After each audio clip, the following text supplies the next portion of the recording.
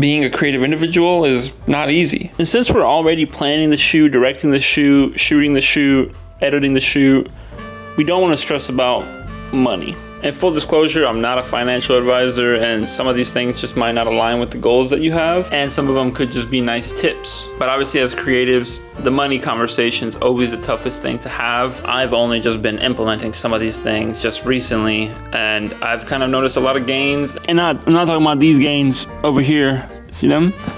Oh my God. And improvement in the way I think about money, the way I handle my business as a freelancer, and the way I go about doing projects. Now, just because you're getting paid doesn't always mean more money. It means more taxes. And I know when you're going from a $250 shoot to a $1,000 shoot, it's really exciting.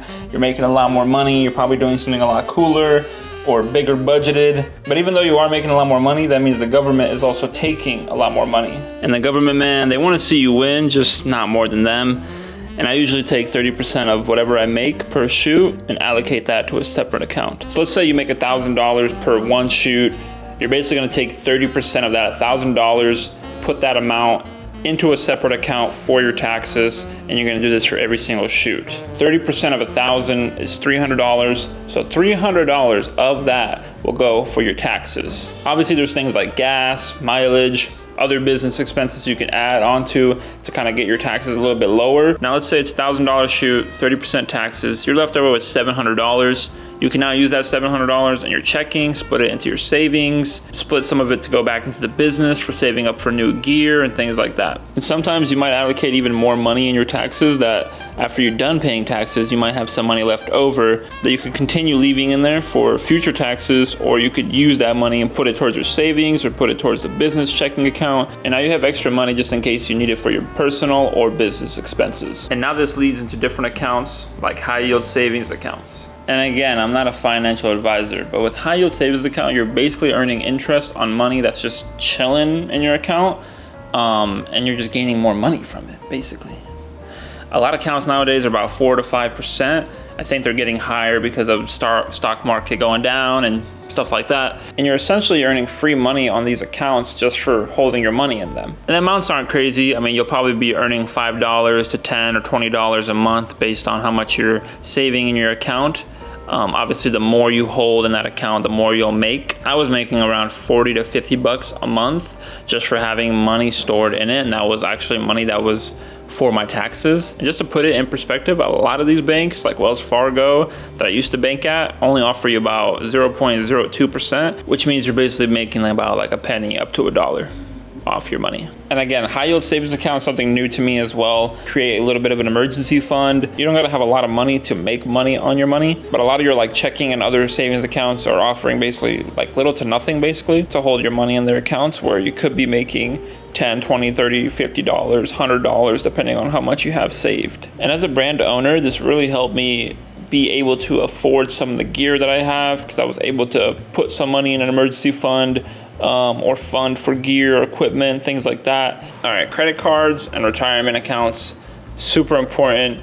Credit cards, I mean, it's just basically free cash.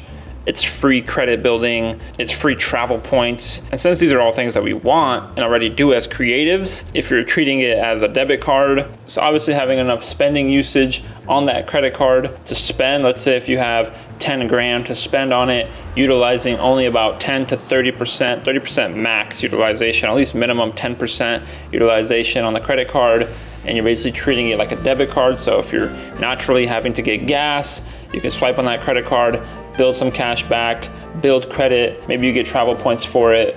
Either way, you need gas because you're gonna be driving to shoots. You're gonna spend that money, gain some money back while you're spending that, build that credit. As for the best credit cards, I don't really know. I'm still kind of looking and seeing. It's always different, it's always something else. I only have 2 credit cards. I have a Discover It that originally that I had got. Just to start, it was really simple and easy, and I got pretty much approved like right away. And I was using that to kind of build up my credit. In the app, you can actually ask to raise your credit limit, which is important to do because then it shows these companies that they can trust you to pay these certain amounts. So obviously they're not gonna, just give a kid $10,000 usually to spend, and that kid's gonna spend all that 10,000 and then not have 10,000, and might have to pay interest or something else like that on top of it, and then it ends up being like $11,000, and you're like, oh shit, like this is a lot of money. I also have a credit card called Built. It's the only credit card so far that allows you to make points based off your rent. And it's really, really cool because you can like connect it basically to your checking account. It still takes it as credit, but it'll take money out of your checking account if you want to do that, which it won't affect the credit limit that you have on it. And then you're building points and money based off your rent and other things, and dining, groceries, entertainment, whatever else it might be, gas, all those kind of things.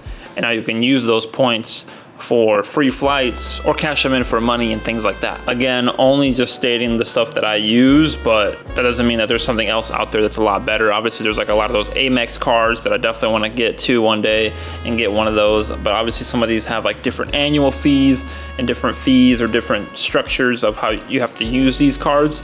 So that's something that you should be aware of and pay attention to, and make sure that you read up on any of the credit cards that you're looking at, or any cards for that matter, or bank or anything for that matter. Please read it, Google it, try to figure out what the meanings are, or you know, try to get a descriptive kind of definition for the things that you're reading and looking up. Nothing has to be too hard or complicated, and there's always somebody out there that's able to kind of explain it further for you. Retirement accounts. So the most of us that are freelancers, we aren't making a 401k. We don't have a retirement account from another company that's allocating or putting money within our accounts for retirement, but that doesn't mean that you can't make one. Me personally, I have a Roth IRA, which basically means the money that I'm putting in is being taxed, and I'm buying, you know, stocks or ETFs or whatever, all the things that are in the stock market. And hopefully as the stock grows, like the S&P 500, you're gonna continue making money on that investment. The beauty of a Roth IRA is when you pull out from that account, you're actually not being taxed. So when you wait for your retirement age around 65 or whatever it might be, you're not gonna be taxed for that $1 million that you have within your account. As for other accounts, you will be taxed. So if you have $1 million, technically you don't have $1 million, you're gonna get taxed on the $1 million. And obviously tax and all that stuff is gonna kind of be different based off where you are, where you live, how much you have, all that kind of stuff. Not saying Roth IRA is the best one. There's a ton of benefits for the other ones. There's definitely a lot of cons to the Roth IRA and a lot of pros to the other ones, and vice versa. And now's the time for all the other kind of basic things, like prints and stock footage and all these other ways to make money. Even putting your gear on renting sites like sharegrid.com or some other websites will make you some money. For example, I have a 12mm Laowa that I don't use as much, and I paid about $1,000 for. And so far in the last 3 years, since I put it up since 2020, it's made about $600. So basically that lens has paid itself off. And I used it a lot back home in Iowa for real estate. So theoretically that lens already has been paid off. This money is basically just extra kind of income, or quote unquote passive income. It means that I'm basically earning money for doing nothing other than just listing the piece of equipment that I have on ShareGrid and collecting money, and obviously giving it to the person that rented it, letting them utilize it for however long they need it, and then getting the allocated amount of money earned for that rental, which is great. There's other things like Acorns and Fundrise and all these other different platforms and ways of making money. And now obviously there's a lot of different things, different accounts, different avenues and ways to make money. I haven't made too much money from like stock footage and prints and things of that nature, where a lot of photographers will do that, or videographers. And there's definitely a market for that stuff. I personally haven't really made money from it, nor have I've looked into it, but I haven't really fully devoted to it and tried to make some money from it. So I don't really know how easy or hard it is to make money from those things. I do have like an Etsy shop where I have some presets on there. And I've definitely made money off that Etsy shop, selling 2 preset packs that I sell on there. Again, all of these things are kind of like, take it with a grain of salt, do what's kind of best for you kind of thing. But I do know that a lot of these things have helped me, and I know a lot of these things are things that can help really anybody. You know what I mean? Not just a creative, but it can help a lot of people. But I know our creatives out there, you know, some of us are struggling. Some of us are in different avenues. Some of us are making really, really good money and we just don't know where to put it. And some of us are kind of being too loose with our money. You know what I mean? And it's important to think about where you're putting your money, what you're doing with your money as a influencer, creative, whatever it is, whatever you want to do or be in this creative world and space, making sure you can cover yourself, buy food, get groceries, pay your bills and all that kind of stuff, the things that come every single month just to live and survive in this world. So I think just being able to be open to financial literacy and being open to learn about different accounts and learn about these scary numbers and scary acronyms and words and phrases and, you know, all these different things, and being able to test different things and see what you like, what you don't like, because there's so much avenues to tap into for making more money, and being able to invest your money and invest your time in certain things to kind of diversify your income and make more money, which will help you sleep better at night and allow you to do more creative things. Freelancing is hard. Freelancing is scary. Being a creative is scary and hard. It's stressful. It's a job that everybody wants, but not a job that everybody can do. I think it's important to note that, like, there's enough out here for all of us. You know what I mean? We all do different things. We're all into different things. Obviously, we all want to get paid accordingly for the things that we're doing in the right ways, in the right manners. You know, you're going to grow. You're going to continue learning and developing